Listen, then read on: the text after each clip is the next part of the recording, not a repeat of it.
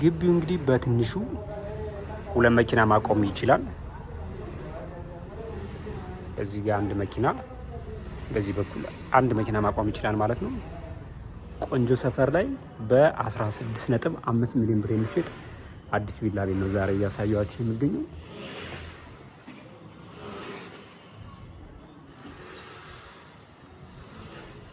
እዚህ ጋር በረንዳ ነገር አለን። አዲስ ቪላ ቤት ነው። የተወሰነ ጽዳት ነው የሚቀረው እንጂ ኦልሞስት ያለቀ ቤት ነው። ይህን ይመስላል እንግዲህ ሳሎኑ በ16.5 ሚሊዮን ብር ሰሚት ፔፕሲ ወረድ ብሎ የሚገኝ አዲስ ለሽያጭ የቀረበ ቪላ ቤት ነው።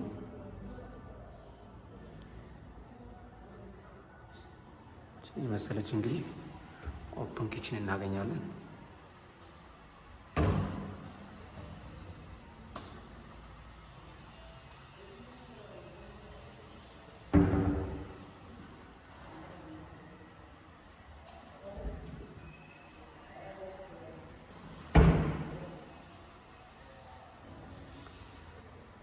እንግዲህ አሁን ላይ ቅናሽ የሚባል ቪላ ቤት ይሄ ቤት ነው። 16.5 ሚሊዮን ብር ይባላል። አሁን ደግሞ ወደ መኝታ ቤቶችን ይዣችሁ ሄደው እዚህ ጋር ልክ በግራ በኩል ማስተር ቤድሩም እናገኛለን ማለት ነው።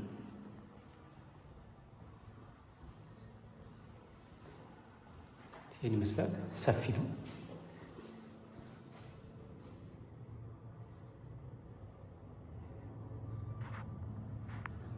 ላይቲንግ ሲስተሙ እያንዳንዱ ነገር በቆንጆ ማቴሪያል ተገጠመልን።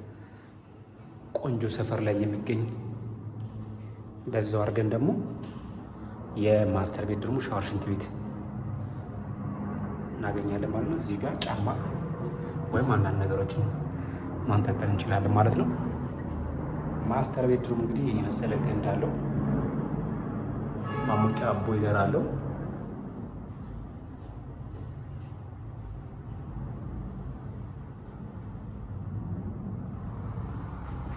አሁን ደግሞ ሁለተኛውን ወይም የልጆች መኝታ ቤት ነው የማሳያችሁ። የቤት 3 መኝታና 2 መታጠቢያ ቤት ነው ያለው ዋናው ቤት ውስጥ። እዚህ ጋር የእንግዳ መታጠቢያ እናገኛለን።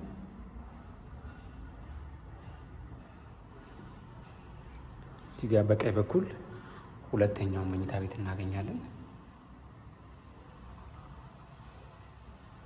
አነስ ያለች ቁም ሳጥን የተገጠመለት እንግዲህ የልጆች መኝታ ቤት ነው።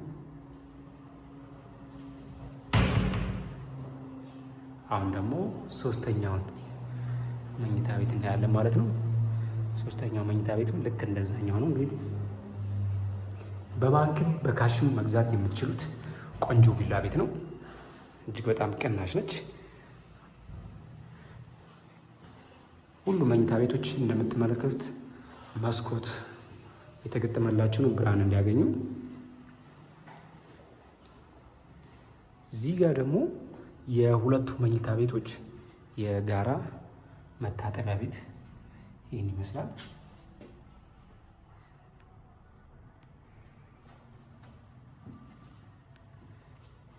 አሁን ደግሞ በጀርባ በኩል ወደሚገኙት ሁለቱ ሰርቪሶች እና ትራዲሽናል ኪችን ነው የምንሄደው።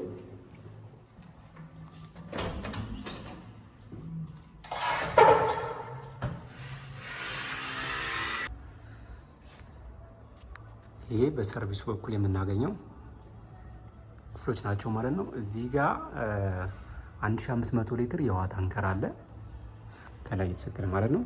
እዚህ ጋር ደግሞ ኪችኑን ነው የምናየው።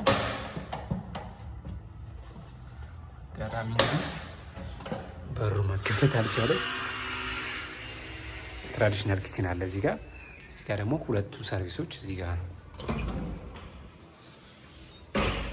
ይሄ አንደኛው የሰራተኛ ወይም ስቶር ማድረግ የምንችለው ክፍል ነው። ይሄ ደግሞ ሁለተኛው መኝታ ቤት ነው። የሰራተኛ ወይም ደግሞ ስቶር ማድረግ እንችላለን። ይሄንም እዚህ ጋር ሁለተኛ በር አለው ለሰርቪሶቹ ብቻ መግቢያ። ዋጋ እንግዲህ 16.5 ይባላል። በባንክም በካሽም መግዛት ትችላላችሁ። እዚህ ጋር የሰርቪሶቹ ሻወር፣ ሽንት ቤት ይመስላል። ደውሉ። አበበ ነኝ። በ0946666330 አበበ ብላችሁ ደውሉ። መልካም